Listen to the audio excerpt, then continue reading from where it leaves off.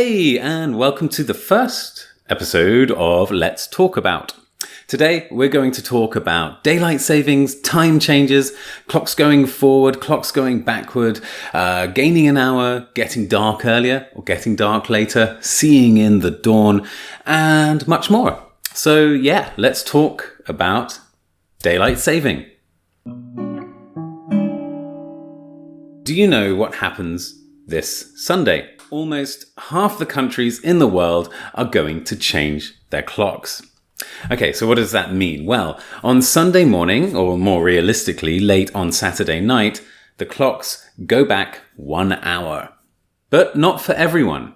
When researching this video, I was kind of surprised to find out that only about 40% of the world's countries actually apply daylight saving.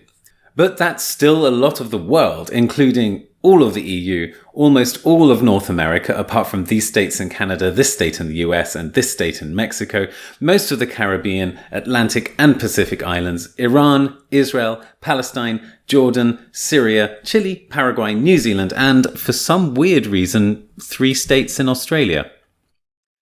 Whether you live in a place that applies daylight saving or not, chances are, in this internationally connected world, you will need, at some point, to set up a Zoom call with someone who lives in a place that applies daylight saving. So, let's take a closer look at all the vocabulary here. First of all, is it daylight savings or daylight saving? Daylight savings or daylight saving? Well, it looks like daylight saving is the officially recognized term here, but so many people use daylight savings that it doesn't really matter. In fact, I find myself jumping between the two anyway. I sometimes say daylight saving and I sometimes say daylight savings all the time. When we talk about countries that have daylight saving and those that don't have daylight savings, we use the verbs apply or practice. So you can talk about how Spain applies daylight saving and Russia doesn't apply daylight saving, or how Alaska practices daylight saving and how Hawaii doesn't practice daylight saving.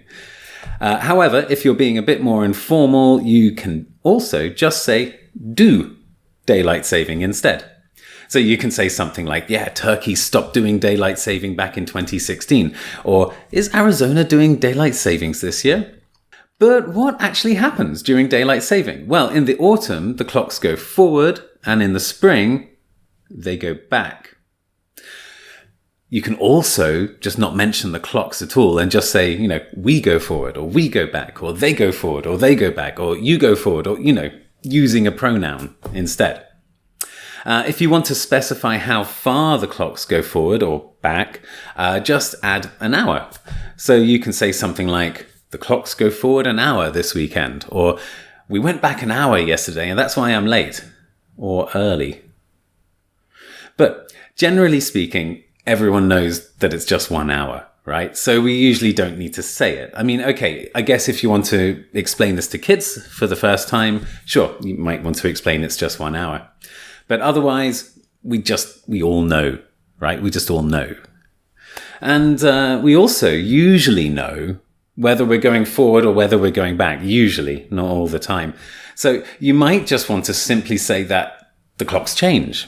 Instead of saying forward or back, you can say the clocks change. Like, don't forget, the clocks change this Saturday. And generally speaking, we can also just refer to daylight saving as a time change, which sounds kind of mystic. So you might say something like, we've got a time change coming up this month sometime, or I'll see you on Skype next week. Don't forget the time change. Okay, but what if you can't remember which time changes forward and which time changes back? I mean, it does get a bit confusing sometimes, right? How can we remember whether we go forwards in spring or back in spring? How can we remember whether we go forwards in autumn or, as the Americans say, in fall, or back in fall? So maybe this mnemonic, this memory device will help you. Spring forward, fall back. Spring forward, fall back. Spring forward is like, jump forward. Got it? Imagining that. Fall back is, well, it's like, fall back, like you're falling back. Spring forward, fall back. Clocks go forward in spring and back in fall. Clear? Good. But what about countries that don't do daylight savings? You know, that's 60% of the world.